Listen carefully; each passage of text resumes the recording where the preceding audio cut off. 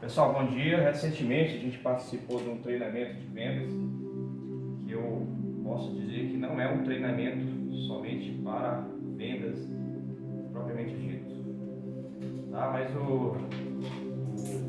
as instruções que nós recebemos, dependendo de qual agente, né, ele vai utilizar isso para a venda, tá? Mas especificamente para nós podemos entender que aquilo lá foi para nos reforçar a nossa atividade com atitude simples, atividade diária, né? Então, o que eu fiz com aquele programa de treinamento de vendas que vimos recentemente, que foi dado o nome dos 5 ciclos de vendas, né?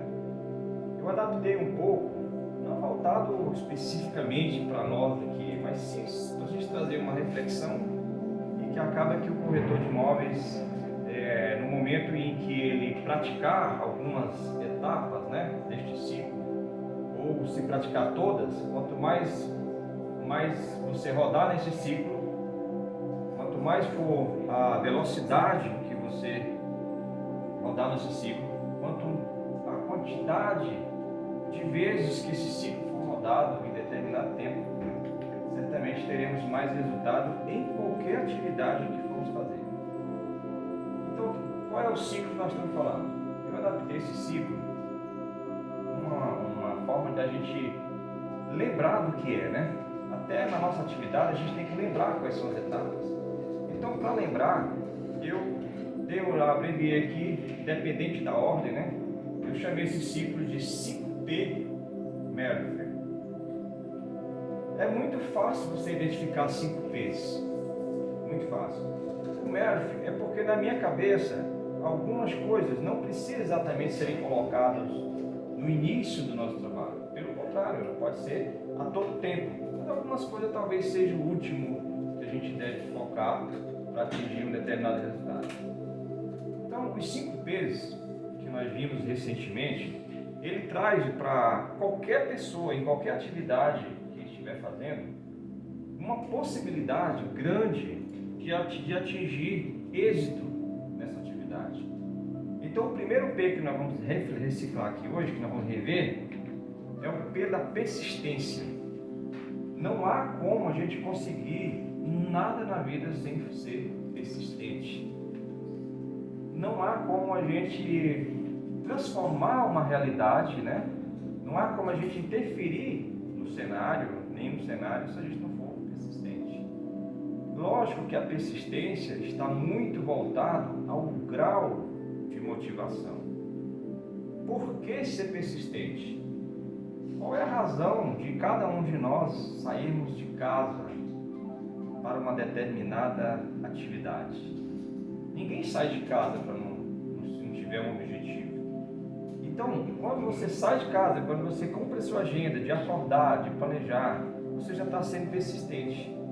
Agora, a persistência está muito voltada ao que nós vamos ver nos outros 4 P's, porque é um ciclo, né? Então, no nosso processo aqui, que a gente trabalha com mediação e consultoria, né, de venda de imóveis, o corretor não é vendedor, né? Na minha opinião, o corretor não é um vendedor, mas ele pode incorporar características de vendedor em determinado momento na solução de um desejo de um cliente. Ele pode encantar esse interessado quando ele estiver apresentando o imóvel. Ele pode naquele momento ali estar tão motivado, né, em conseguir aquele resultado, que ele pode se preparar de uma forma muito convencedora de identificar benefícios nesse imóvel que o cliente não percebe. Então vai depender muito do corretor, às vezes, reforçar as vantagens que tem o imóvel. Então, nesse momento aí, eu diria que o corretor deve aplicar algumas técnicas de vendas. Fora da demonstração do imóvel, o trabalho de corretor de imóveis é consultoria, é muito de consultoria. E aí, no nosso modelo de trabalho aqui, vocês terceirizam essa consultoria. Tá? O nosso corretor trabalha com atividades que a gente diz que é a técnica simplicista. Tá? Vamos dizer que essa técnica esteja embasada numa teoria científica que é do tempo em movimento. mas só que muito mais adaptada, né? Como seria isso, né? Você tem poucos minutos com aquele cliente na demonstração de imóvel e você tem que ter todas as ferramentas naquele momento ali para convencer o cliente, utilizando o tempo da visita, tá? O movimento voltado para uma técnica de venda, uma técnica de produção industrial, né? Que movimento é esse, né, que eu estou falando? Lá na indústria automobilística, na Revolução Industrial, se percebia que o operário que trabalhava mais era aquele que planejava as suas ferramentas e deixava as ferramentas disponíveis, para que ele não precisasse fazer tanto deslocamento. Se ele precisasse de qualquer que fosse a ferramenta, estava ao lado. Então a ideia de tempo e movimento significa você trabalhar todas as ferramentas no tempo que precisa serem usadas, por exemplo, na visita. Qual é a ferramenta que o corretor precisa ter naquele momento? Celular e aplicativo, CRM e a descrição do imóvel. Todas as informações do nosso modelo de trabalho estão disponíveis na nossa principal ferramenta hoje, que aliás é a principal ferramenta de quase todas as atividades, que é o celular. Então, colocando essa breve síntese dessa teoria, que nós não estamos voltando aqui voltado para aplicar nenhuma teoria especificamente, mas me fez lembrar dessa questão aí. Então, o corretor ele tem uma atividade de vendedor naquele momento ali. Tá? Aqui no nosso modelo, é claro, ele terceiriza todas as outras atividades, porque são feitas por outros colaboradores, né? No momento em que o corretor tem dúvidas sobre uma determinada relação jurídica do negócio, não necessariamente ele precisa saber, tá?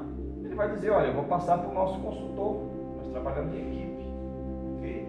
Mas eu acho que naquele momento ali, para o corretor, que terá mais sucesso, vai ser aquele que tem mais ferramentas para que a demonstração do imóvel seja a melhor possível. Aí você tem que encantar o cliente, né?